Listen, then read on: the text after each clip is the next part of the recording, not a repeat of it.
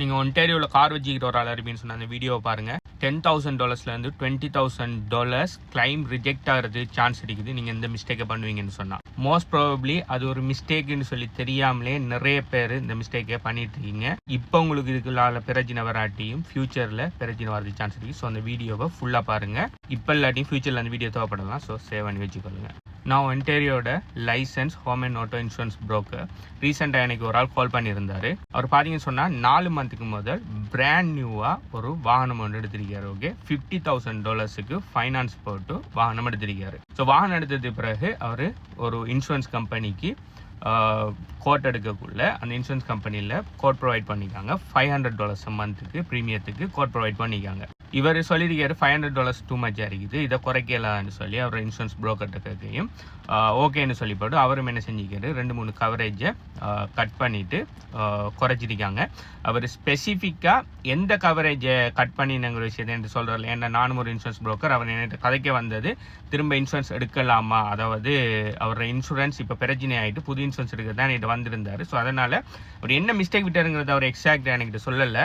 Normal அவங்களுக்கு broad ஐடியாவை தரணும். ஓகே, $500 ப்ராப்பரான கவரேஜ் கொடுக்கையும் அவர் $500 டூ மச் இருக்குது குறைக்கலுமான்னு சொல்லி கேட்டு ஏதோ ஒரு விஷயத்துக்கு டிஸ்கவுண்ட் ஒன்று எடுத்திருக்காரு. அப்படி இல்லாட்டி ஏதோ ஒரு கவரேஜை குறைச்சி அரௌண்ட் $300 குறைச்சி கொடுத்துருக்காரு. அவர் 3 மந்த்ஸாக அந்த வாகனத்தை பாவிச்சிட்டு இருக்கக்குள்ள எந்த பிரச்சனையும் இல்லை.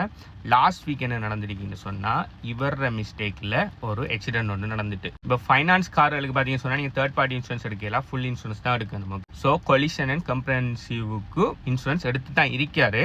ஆனால் இவர் $500 $300 கவரேஜை குறைக்கக்குள்ள ஏதோ ஒரு டிஸ்கவுண்ட் ஒன்று அவரை இன்சூரன்ஸ் கம்பெனி கொடுத்துருக்காங்க.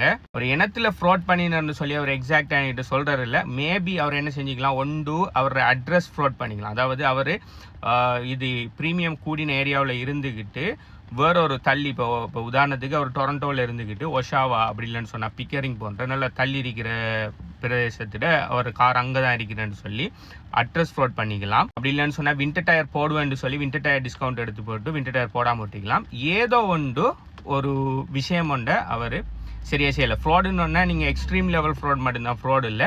நீங்கள் இன்சூரன்ஸ் கம்பெனிகிட்ட நான் இதெல்லாம் செய்வேன், இதுதான் உண்மையான டீட்டெயில்ஸ்னு சொல்லிட்டு அது செய்யாமல் அப்படி இல்லாட்டி நீங்கள் கொடுக்குற டீட்டெயில்ஸ் எப்படியாக கொடுப்பீங்கன்னு சொன்னால் இன்சூரன்ஸ் கம்பெனிக்கு அது ஃப்ராட் தான். ஸோ $500 $300 குறைக்கக்குள்ள அவர் எடுத்த ஏதோ ஒரு டிஸ்கவுண்ட்டோ ஏதோ ஒரு விஷயத்தை அவர் செய்யலை. ஸோ ஆக்சிடென்ட் நடந்துட்டு 100% இவர் ஃபால்ட்.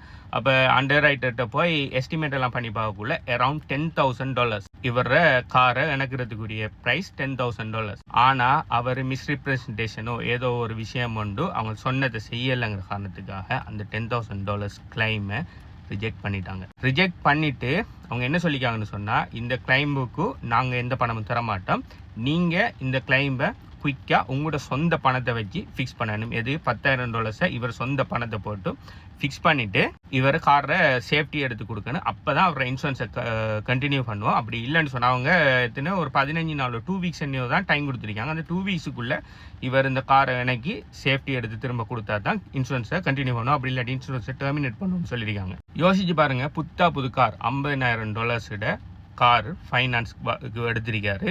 ஒரு $200 சேமிக்கணுங்கிறதுக்காக, அதாவது லீகலான வேலையில் சேமிச்சா நீங்கள் ஒரு பிரச்சனை இல்லை. நீங்கள் உண்மையிலேயே அட்ரஸ் வேறு எடுத்து இருக்கீங்க அப்படி இல்லைன்னு சொன்னால் டெனன்ட் டிஸ்கவுண்ட்டை கம்பைன் பண்ணி சேமிக்கிங்க. அப்படி இல்லாட்டி வின்டர் டயர் போடுறேன்னு சொல்லி டிஸ்கவுண்ட் எடுப்பீங்கன்னு சொன்னால் நீங்கள் உண்மையிலே வின்டர் டயர் போட்டிருக்கீங்க. இப்படி நீங்கள் சொல்கிற விஷயம். அப்படி இல்லைன்னு சொன்னால் நீங்கள் உங்களோட வாகனத்தை ப்ளஷர் யூஸுக்கு மட்டும் பயன்படுத்தலாம். அதாவது வேலைக்கு போகிறதுக்கெல்லாம் பாவிக்கிறதில்ல, சும்மா ப்ளஷர் யூஸுக்கு மட்டும் கொஞ்சம் தானே ஓடுவேன்னு சொல்லி ஒரு சின்ன 1 கிலோமீட்டர் கூடிங்கன்னு சொன்னால் அதுக்குள்ளே தான் நீங்கள் வச்சுருங்க. அதோட கூட நீங்கள் பாவிக்கல. அப்படி இல்லை நீங்கள் ஊபர் லிஃப்ட் போன்ற ரைட் ஷேரிங் சர்வீஸில் நான் பாவிக்க மாட்டேன்னு சொல்லிட்டீங்கன்னா பாவிக்கக்கூடாது. அப்படி நீங்கள் இப்போ நீங்கள் இன்சூரன்ஸ் எடுக்கக்குள்ளே பாவிக்காமல் இருக்கலாம். ஆனால் ஒரு 3-4 மாதத்துக்கு பிறகு நீங்கள் ஊபர் ஓடணும்னு சொல்லி நீங்கள் முடிவெடுப்பீங்கன்னு சொன்னால் தயவு செய்து போய் இன்சூரன்ஸ் கம்பெனிகிட்ட நான் இந்த காரை வச்சு ஊபர் ஓட போகிறேன்னு சொல்லி அவங்கள்ட்ட இது எடுங்க, அப்ரூவல் எடுங்க. அப்ரூவல் எடுத்தீங்கன்னா இன்னும் ஒரு $20-30 உங்களோட இன்சூரன்ஸ் ப்ரீமியம் கூடும். ஆனால் அந்த $20-30 சேமிக்கிறதுக்காக அவங்கள்ட்ட சொல்லாமல் ஏதோ ஒரு விஷயத்தை செஞ்சு நாளைக்கு இதை மாதிரி பெரிய ஒரு கிளைம் வரக்குள்ள ஈஸியாக பிடிச்சி டினை பண்ணி விட்ருவாங்க. இப்போ இன்சூரன்ஸ் கம்பெனிஸ் எல்லாம் சத்திரம் நடத்தல உங்களுக்கு எல்லாருக்குமே இது என்ன கிளைம் வந்தாலும் உங்களுக்கு தாரத்துக்கு கிளைம் வார வரைக்கும் ஒரு பிரச்சனையும் இல்லை. ஆனால் கிளைம் வந்திக்குன்னு சொன்னால் அவனை நினைச்சா நீங்கள் செய்கிற எல்லா ஃப்ராடையுமே பிடிக்கல. நீங்கள் நினைக்கலாம் அந்த நான் வேற ஒரு அட்ரஸை போட்டு நான் இந்த ஏரியாவில் இருக்கிறது அவங்களுக்கு எப்படி தெரிய போகுதுன்னு சொல்லி அவங்க நினைச்சா பிடிக்கலாம். உங்களோட லைசன்ஸ் டீட்டெயில்ஸ் அடுத்து உங்களோட கிரெடிட் கார்டு ஸ்டேட்மெண்ட் அது இதுன்னு சொல்லி உங்களோட விஷயம் எல்லாத்தையும் போட்டால் உங்களோட ஃபுல் ஜாதகம் எங்கே கனடாவில் வரும். ஓகே, நீங்கள் ஒன்றுமே எங்கெங்கே நீங்கள் கேஸ் அடிச்சிட்டீங்க, நீங்கள் எந்த ஏரியாவில் உங்களுக்கு கிரெடிட் கார்டில் பாவிச்சிட்டீங்க, எந்த ஏரியாவில் நீங்கள் கூடுதலாக இருந்திருக்கீங்க, இப்படி கிளைம் ஒன்று வரக்குள்ள அண்டர் ரைட்டர்ஸ் மாதிரி எடுத்த உடனே தூக்கி உங்களோட கிளைமை தரமாட்டாங்க. மேக்ஸிமம் உங்களை எவ்வளவுக்கு அந்த கிளைமை ரிஜெக்ட் பண்ண இயலுமோ அந்த அளவுக்கு ரிஜெக்ட் பண்ண தான் பார்ப்பாங்க. ஸோ நீங்கள் எப்பயுமே நீங்கள் இன்சூரன்ஸ் கம்பெனிகிட்ட நீங்கள் இன்சூரன்ஸ் போடக்குள்ளே என்னென்ன விஷயமெல்லாம் சொல்கிறீங்க, என்ன விஷயமெல்லாம் அவங்க செய்ய சொல்கிறாங்க, என்னென்ன உங்களோட மாதிரி கவரேஜ் இதுங்கிறத தயவு செய்து விலங்கெடுத்து நடந்து கொள்ளுங்க.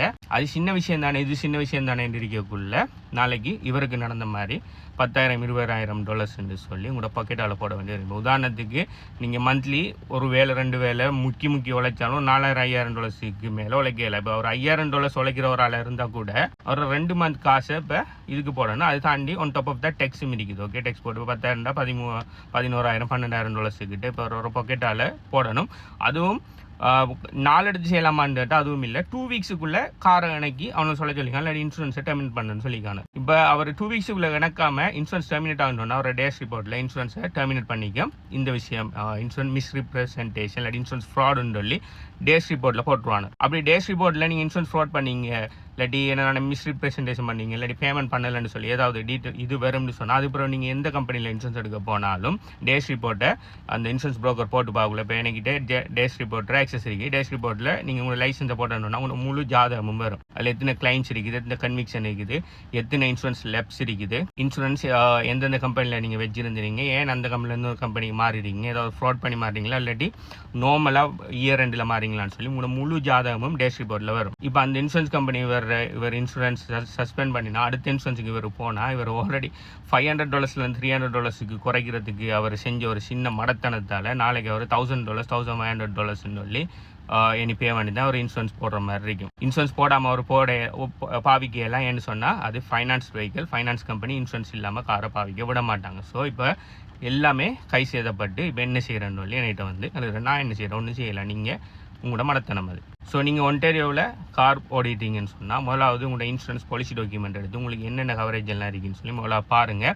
நீங்கள் அந்த டைமில் கார் இன்சூரன்ஸ் எடுக்கக்குள்ள சொன்ன விஷயம் தான் இப்போயும் இருக்குது. அதை தாண்டி வேறு ஏதாவது செய்றீங்களா? உதாரணத்துக்கு நீங்கள் கார் இன்சூரன்ஸ் எடுக்கல ஊபரோட இருக்க மாட்டீங்க, இப்போ ஊபர் செய்கிறீங்கன்னா உடனே இன்சூரன்ஸ் கம்பெனிக்கு தெரியப்படுத்துங்க. அப்படி இல்லை நீங்கள் இன்சூரன்ஸ் எடுக்கக்குள்ள ஒரு அட்ரஸில் இருந்து இப்போ நீங்கள் வேறு ஒரு அட்ரஸுக்கு மாறிட்டீங்கன்னா உடனே தெரியப்படுத்துங்க. நீங்கள் இன்சூரன்ஸ் எடுக்கக்குள்ள உங்களோட கார் பெருசாக இது இல்லை, ஆனால் இப்போ நீங்கள் வேறு ஜாப் கொண்டு போகிறீங்க, அதனால் உங்களோட காரை ஜாப்புக்கு நிறைய கிலோமீட்டர்ஸ் போகிறீங்கன்னா தயவு செய்து தெரியப்படுத்துங்க. ஏன்னா நாளைக்கு வர இந்த கனடாவில் இந்த மாதிரி என்ன ஆக்சிடெண்ட் அதில் நடந்தால் எனக்குற கோஸ்ட் பார்த்தீங்கன்னு சொன்னால் மினிமம் 5,000 10,000 15,000 வரும். அந்த டைமில் நாளைக்கு கை சேதப்பட வேண்டி வரும். இதே மாதிரி இன்னும் நிறைய ஸ்டோரிஸ் இருக்குது. இந்த இன்சூரன்ஸ் புரோக்கர் ஆகி இன்னும் 1 or 2 வீக்ஸ் கூட ஆகல, அதுக்கிடையில் நிறைய ஸ்டோரிஸ் நான் பார்த்துட்டேன். இதை பற்றி நீங்கள் நினைங்க, நீங்கள் உங்களோட இன்சூரன்ஸ் கம்பெனிகிட்ட சொன்ன அதே விஷயத்தான் போய் செஞ்சிட்டீங்களா, இல்லாட்டி நீங்கள் ஏதாவது விஷயம் ஏதாவது மாற்றிட்டீங்க, அது இன்சூரன்ஸ் கம்பெனிகிட்ட தெரியப்படுத்தணுமா இல்லையான்னு சொல்லி ஏதாவது டவுட்ஸ் இருக்குன்னு சொன்னால் கீழே கமெண்ட் பண்ணுங்கள். I will try to explain it.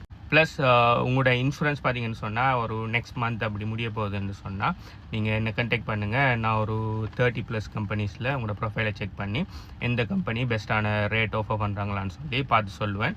உங்களுக்கு நீங்கள் ஆல்ரெடி இருக்கிற கம்பெனிலேயே இருக்கிறது பெட்டரா, அப்படி இல்லைன்னு சொன்னால் வேறு கம்பெனி மாறுறது பெட்டரான்னு சொல்லி நீங்கள் செக் பண்ணலாம். ஆனால் உங்களோட இன்சூரன்ஸ் முடிகிறது இன்னும் 3 மாதம் 4 மாதம் இருக்குன்னு சொன்னால் கண்டெக்ட் பண்ணாதீங்க. என்னதான் நான் பெஸ்ட்டான ரேட் ஆஃபர் பண்ணினாலும் உங்களால் மாற முடியாது, மாறக்குள்ளே அவங்க பெனால்ட்டி போடுவாங்க most of the time. So உங்களோட இன்சூரன்ஸ் இப்போ நெக்ஸ்ட் மந்த்துக்கு இல்லை முடிய போகுதுன்னு சொன்னால் நீங்கள் என்னை கண்டெக்ட் பண்ணுங்கள். என்னை கண்டெக்ட் பண்ணுற டீட்டெயில்ஸ் வந்து சொன்னால் இந்த நேமில் இருக்குது, இல்லாட்டி பயோவில் இருக்குது, என்னை டிரெக்ட் மெசேஜ் பண்ணிங்கன்னு சொன்னால் உங்களுக்கு ஆட்டோ ரிப்ளை வரும். ஸோ இந்த வீடியோ இப்போ தேவைப்படாட்டியும் ஃபியூச்சரில் தேவைப்படலாம், சேவ் பண்ணி வச்சுக்கோங்க. பை.